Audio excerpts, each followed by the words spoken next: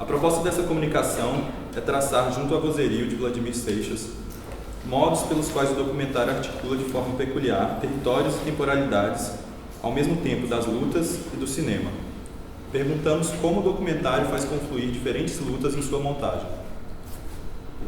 As primeiras imagens de vozerio são de um ônibus, um carro e outros restos pegando fogo e bombeiros que tentam conter as chamas. Em seguida, a câmera percorre essa rua, onde se espalham objetos em chamas. Ao mesmo tempo, uma montagem de gritos anuncia as lutas da Aldeia Maracanã, do Ocupa Cabral, gritos que perguntam cadê Amarildo, gritos que chamam para a luta contra o aumento da tarifa do transporte público.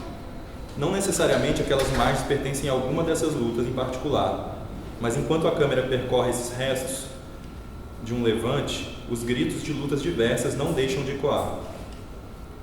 Com isso, e na continuidade do documentário, não se coloca em igualdade ou unidade as diferentes vozes, mas faz atravessar uma linha que passa por esses diferentes territórios da cidade do Rio de Janeiro, que se levantam mais uma vez contra as diversas opressões. Essa linha tem como base o mesmo calendário, aquele de 2013 no Brasil. O que parece se criar é uma confluência de diferentes revoltas produzidas naquele acontecimento. Os gritos somados aumentam as forças das vibrações nesse território. As lutas que permanecem várias, não se tornando uma só e mantendo o dissenso entre esses sujeitos políticos. Os gestos presentes em vozerio são entre si muito diferentes nas formas e nem sempre se aproximam tão evidentemente. Compõe a montagem do filme não apenas cenas de confronto direto com as forças repressivas do Estado e do capitalismo, mas também outros gestos de luta como ações que passam pelo campo da arte, do corpo, realizadores e ativistas que filmam e editam seus materiais, sujeitos que ocupam e habitam espaços coletivos, diálogos sobre o que se está vivendo, danças e até um longo passeio no camburão da Polícia Militar. Dizemos que é na intensidade dos gestos, porém, que se justifica a montagem, mais do que uma ligação dos discursos ou de causa e efeito entre os movimentos de luta filmados. O 2013, que se percorre aqui, parece ser tocado especialmente por duas maneiras de se relacionar com o tempo. Aquela dinâmica própria das lutas e das insurgências, e também uma maneira marcada por temporalidades que emergem nos processos de manipulação da imagem. Duas maneiras que também podem ser muitas. Lidando com o cinema engajado, os escritos de Nicole Brené apontam 3 apostas que se colocam para o documentário nessa relação imagem, tempo e luta, ao buscar o que ela chama de eficácia histórica.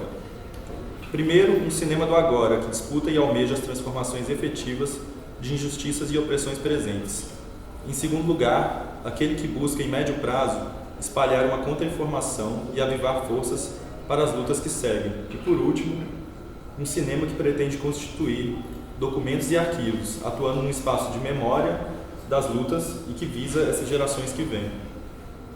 Dizemos aqui que vozerio, em suas imagens, acaba por transitar entre essas 3 formas de contato entre o cinema e o engajamento. Quando recorre às imagens da ocupação Flor do Asfalto, uma ocupação que já não existia em 2011, uma ocupação que aconteceu no Rio de Janeiro num período anterior a 2013, o filme em parte atua nesse campo de uma criação da memória, não só por rememorar esse espaço de luta, mas também por colocar essa experiência como parte da múltipla produção de subjetividade que ganha força em junho de 2013, reconectando esses 2 momentos históricos. Nas imagens que acompanham as ações estético-políticas dos coletivos Coiote, Bloco Livre Reciclado e Anarcofunk, grupos autonomistas que tensionam diretamente as relações entre arte e política, se luta no agora, mas também se atua mantendo ativos os gestos de revolta dos corpos em ação que escapam aos efeitos imediatos. Em outra cena, acompanhamos o videoativista Patrick Granja, que durante uma manifestação é colocado no camburão da Polícia Militar sem saber seu destino ou exatamente o motivo de ser levado. Ali o caráter de denúncia da imagem se torna incontornável. O documentário, nesse momento, se aproxima, portanto, da primeira aposta de Brené, ao disputar e questionar uma forma de opressão presente e constante no território que se filma, no Rio de Janeiro e no Brasil. O filme não apenas denuncia aquele abuso das forças policiais, mas principalmente traz uma dimensão sensível dessa violência e assim faz ecoar essa imagem junto aos gritos que no início do filme pediam o fim da polícia militar. Algo que é bastante relevante na experiência desse documentário é sua consciência dos processos de manejo das imagens de luta. Essa relação é destacada e constante ao longo do filme. As imagens muitas vezes são vistas primeiramente na tela de um computador, através de um software de montagem, e também é recorrente que se filme alguém que filma. Em vozerio, diversos videoativistas, cineastas e realizadores não profissionais se cruzam nas imagens. Como diz o pesquisador Vinícius Andrade de Oliveira, diante do já mencionado desafio de filmar as revoltas de junho, vozerio dá ênfase à ideia de mediação e assume o imperativo de visar o modo como esses acontecimentos vêm sendo vistos, que ficará evidente, afinal, na quantidade de entrevistas feitas com fotógrafos, cinegrafistas e montadores. Com isso, vozerio... Agora retomando a minha fala. Essa até então foi a fala do Vinícius. Com isso, vozerio não apenas pretende atravessar as jornadas de junho, mas traçar também uma linha sobre os modos de ver que perpassam esse acontecimento. Há uma atenção voltada para os modos de produção da imagem que desloca o filme da possibilidade de mero registro e de uma tentativa de efeito de realidade, por vezes comum diante dessas imagens militantes. Produz-se uma outra camada, ou risco, nessa relação entre a câmera e o real. Evidencia-se uma dimensão real própria ao documentário, onde o acontecimento filmado não pré-existe ao filme, à filmagem, mas é produzido por ele e com ele. O 2013 aqui percorrido é então aquele do contato entre essas câmeras e os acontecimentos da insurgência, entre o contato entre as câmeras e o acontecimento das insurgências. O que acontece aqui é também uma questão ético-estética. Se deixar atravessar por outras imagens produzidas por outros sujeitos é uma forma de se deixar afetar pela multiplicidade do acontecimento. Essa opção traz para os sons e imagens do filme também uma variedade de texturas que não deixa de se relacionar com o engajamento filmado. Aí eu cito mais uma vez Vinícius Oliveira. Consciente da impossibilidade de realizar nos tempos atuais um filme engajado sem a utilização de imagens produzidas por outrem, o filme adota a fotografia coletiva e imagens de diferentes naturezas e suportes. Fecha a citação.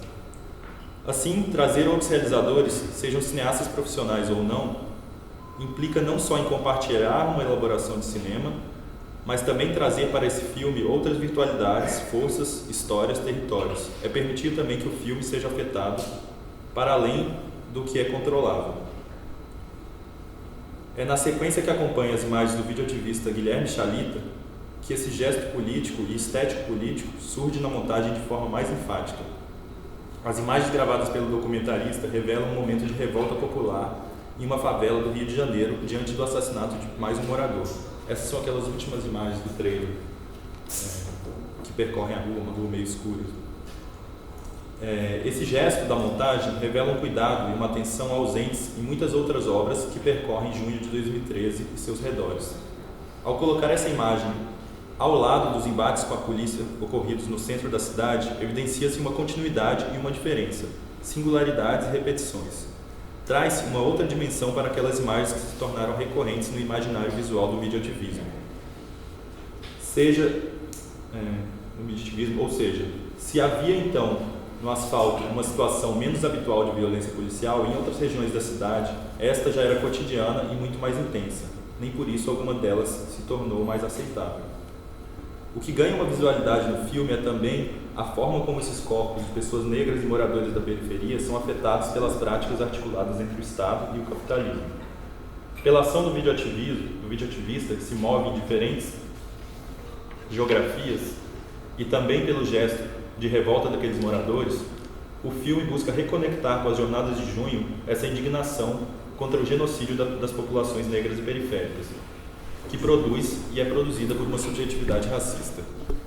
Nesse contexto necropolítico, vozerio tenta, ainda que de forma limitada e mínima, ir pela geografia da montagem na contramão de uma divisão territorial que separa o espaço em compartimentos e distribui a população entre os que podem efetivar seu direito à vida e os que são submetidos ao necropoder.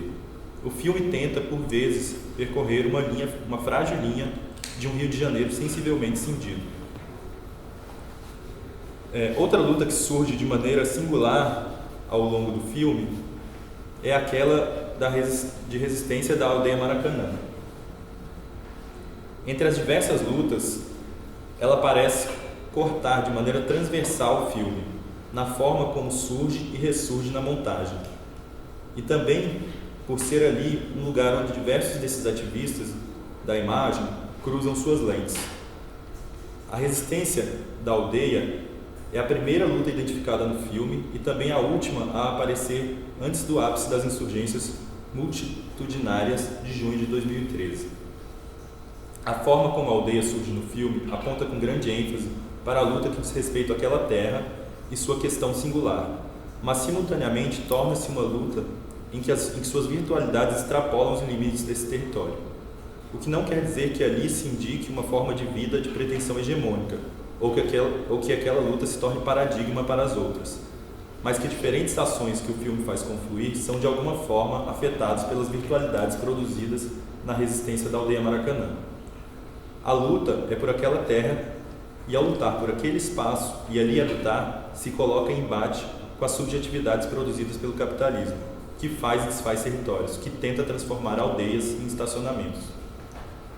Ainda no início do documentário, vemos uma imagem de Apurinã que aponta uma câmera para o estádio do Maracanã, ainda em obra de reconstrução.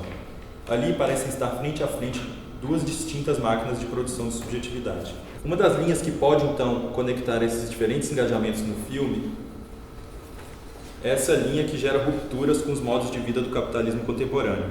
Isso se repete tanto nas imagens quanto nos discursos que surgem ao longo do filme.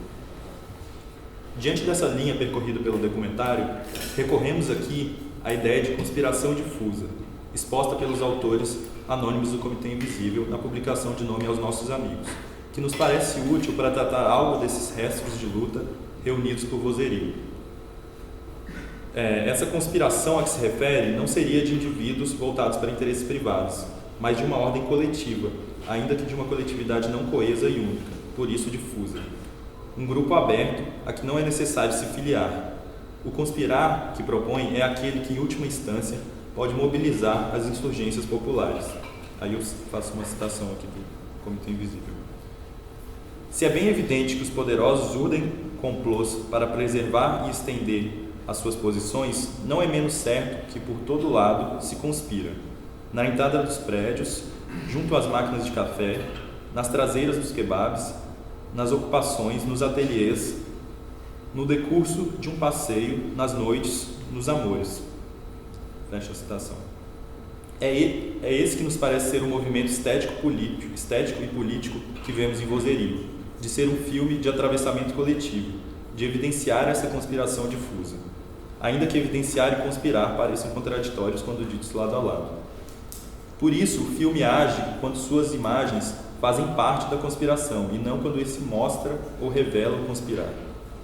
Ele age quando conspira pela intensidade e movimento das imagens, sem que precise hierarquizar elas a partir de elementos significantes, sem organizar as trajetórias e histórias lineares de cada movimento. Ao se deixar afetar pelos restos em imagem e som de junho por suas virtualidades, antes de impor a esse uma explicação, se executa uma montagem de vibrações, sem deixar de lado uma vontade de eficácia e luta. É nessa vibração coletiva que extrapola os territórios fixos que se mira a eficácia pretendida, na memória, no agora e no porvir.